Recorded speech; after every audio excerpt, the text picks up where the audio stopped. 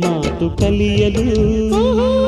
ತುಂಬಾ ಹೊಸ ಮಾತು ಕಲಿತುಕೊಂಡರಮ್ಮ ಜೇನು ತಿಂದು ನೀನು ತಿನ್ನು ಎಂದರಮ್ಮ ರಾಗಿ ಹೊಲದಾಗೆ ಖಾಲಿ ಗುಡಿಸಲು ಗುಡಿಸಲಿಗೆ ಹೋದೆ ಮಾತು ಕೇಳಲು